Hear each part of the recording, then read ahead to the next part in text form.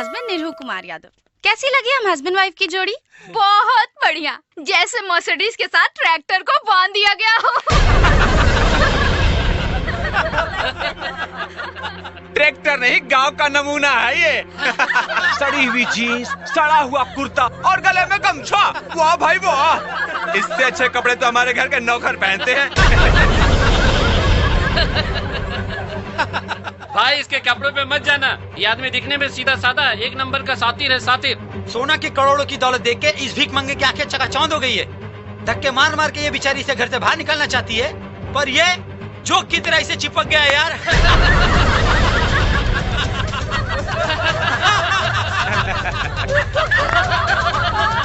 Stop it guys, बहुत हो गया मजाक। ये मेरा पति है, कोई तबला नहीं कि जो चाहे इसे बजा दे। अरे देखो, इसकी शक्ल तो देखो, कितना बुरा मान गया बेचारा। अगर मेरा पति बन के रहना है ना, तो ऐसी छोटी छोटी बातों में बुरा मानना बंद कर दो, क्योंकि जब तुम्हें पता चलेगा कि ये टोनी मेरा बॉयफ्रेंड है, तब तुम्हें कितना बुरा लगेगा। अरे क्या हुआ, बुरा लग रहा है? बोलो ना, बुरा लग रहा है? अगर बुरा लग भी रहा है तो भी तुम मेरा क्या कर लोगे? का लगल तोरा के? हैं? तू एकनी के साथे मिलके हमार मजाक उड़ेबी और हम चुपचाप चल जाए यहाँ से? शादी बियाह तोहनी खातिर मजाक होत हुई, हमनी खातिर जन्म जन्म के रिश्ता होला। समझ में आयल कि फिर समझाई तो के? हरामखोर! हमरा मेहरारू के तलवा चाटे वाला कुकुर, आज के बाद अगर मर्द मेहरारू के बीच में आवे की कोशिश कैले तो तुर बीच वाला काट के तुरे हाथ में दे दे। का कदर ले तू? गमछा वाला नमूना?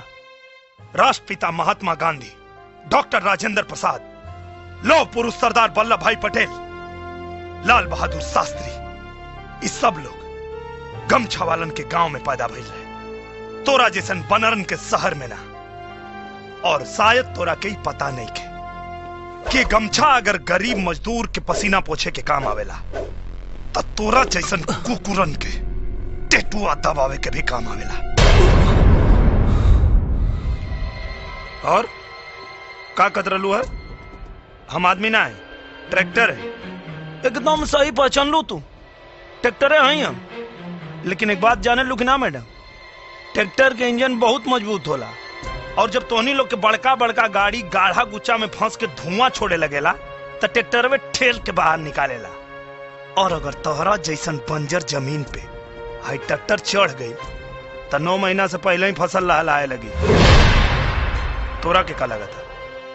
पैसा खातिर चिपकल बनी हमें से? थू थू कहता नहीं एकरा पैसा पे। अगर ये हमरा के अपन दिल से पति ना समझेले तो हम एकरा घर के अपन ससुराल ना होटल समझ के रहनी। इसलिए फटाफट अपना बोरिया बिस्तरा बांधो और दफा हो जाओ मेरे घर से। हाँ तो दफा ना कब तक तोर मुंह देखा। और हम तोरा के सती समझनी और ते तो डायन निकल ले। तोरा जैसे मेहरारू के तो मुंह देखल पाप बा।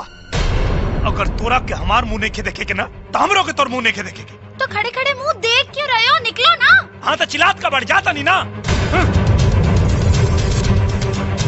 अरे कहाँ चल दिए रामपुर के लक्ष्मण?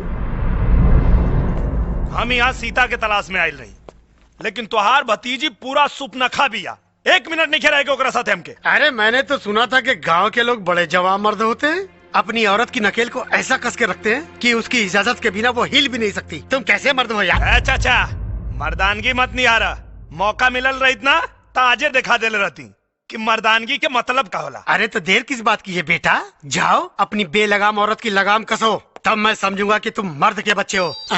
का लगाम लगाई? का लगाम लगाई ओके जो शादी भी धोखा की बुनियाद पे कैले बिया। लेकिन बेटा वो बुनियाद कानून के शिकंजे में ऐसे कसा हुआ है कि वो चाह कर भी नहीं निकल सकती। वो कैसे?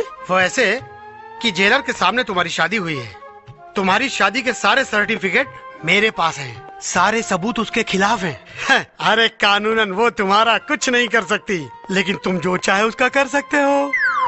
अच्छा तब देखा चाचा, देखा है भोजपुरिया जवान के खेल कैसे निकाला तानीन करते हैं।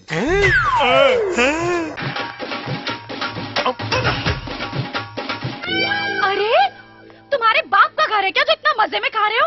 बाप के नहीं खे, ससुर जी के। दहेज समझ के खाता नहीं, तोरा कोनो दिक्कत? भिखारी कहेंगे, तुम खुद यहाँ से निकलते हो या मैं तुम्हें घसीट के बाहर निकलवाऊं? अरे केकरा से बात कर दिया रे? पति परमेश्वर से ऐसे बात कर जाला? देखा भी, जबान संभाल के बात करना था, कान के नीचे जवन लपड़ मारब की आंख निकल के नाचे लगी। तुम्हारी इतनी हिम्मत कि तुम मुझ पे हाथ उठाओगे? हाँ, आज जरूरत पड़ी तो लतियेबो करब। ई कौन बेला रे उठे के? हैं? काल से अगर सवेरे सवेरे उठ के आई कुल झाड़ू पोछा ना भइल ना, तब हम तोके बताएब कि मर्द और मेहरारू में अंतर का होला। आ तू मुंह का देखा तारी रे? हैं?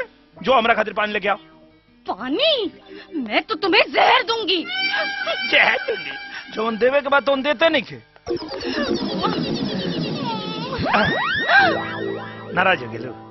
सुनो ना, दिन भर लड़ाई हुई तो हमनी के प्यार मोहब्बत कब करे के? वैसे रात के तो प्यार के हमनी के खेला खेलिए ना पहुंच जा। चला दा, अभी प्यार के लड़ाई लड़ल जाओ। Oh shit. सोना, सुहाग रात तो सभे मनावला, हमनी के सुहाग दिन मनावल जाओ। चलो ना।